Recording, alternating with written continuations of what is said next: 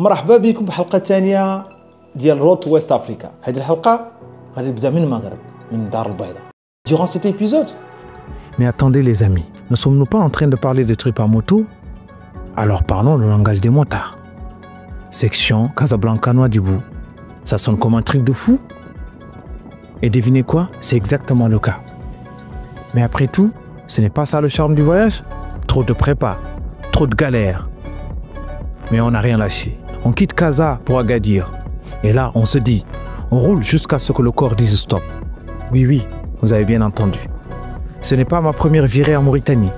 Mais là, c'est spécial. C'est un test, les amis. Un test de mes limites, de celle de ma bécane et de mon mental.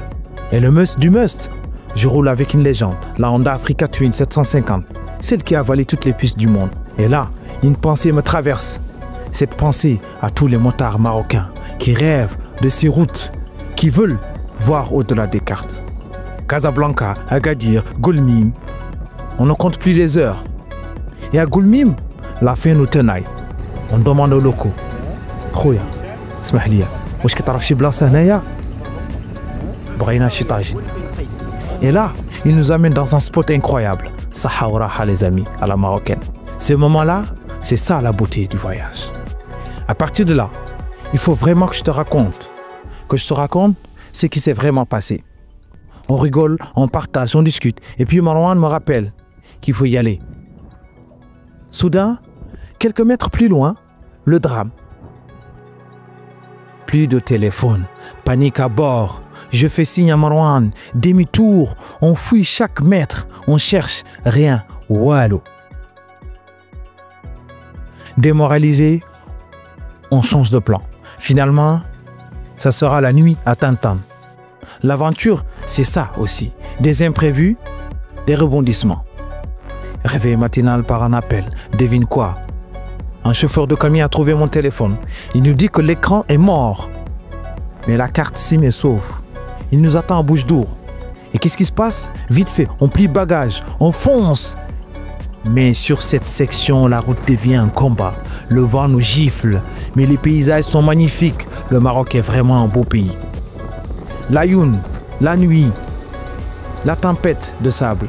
Chaque kilomètre est une victoire. Rouler devient un combat. Chaque rafale est une gifle. On arrive à Bouche-d'Our, épuisé, mais heureux. Et à la fin, la leçon qui ressort, sur la route, on peut perdre des choses, mais on en gagne toujours d'autres, et surtout lorsqu'il s'agit de l'humain. Shukran bizarre, khoya. On reprend, cap sud, direction Guergarat.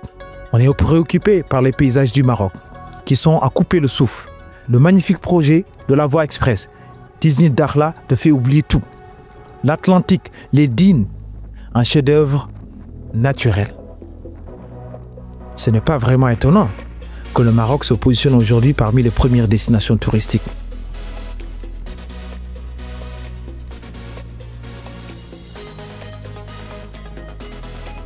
Allez, on continue. Dakhla approche, mais la fatigue nous cloue sur place. Et puis, à 80 bornes de la frontière, on s'arrête. Hôtel Barbas. On se croule, épuisé. Le voyage, c'est aussi un équilibre entre ambition et écouter son corps. Réveil tranquille. On prépare les bécanes, on colle les stickers. Cette fois-ci, c'est le drapeau de la Mauritanie après celui du Maroc. Et c'est reparti. En face, à quelques kilomètres, la frontière de Guergarat. Une fourmilière de camions, de voitures, de voyageurs. Puis formalité rapide côté marocain. Ici, tu comprends que les frontières ne sont pas qu'un simple passage. Ce sont des veines qui battent au rythme des échanges, des départs et des retours.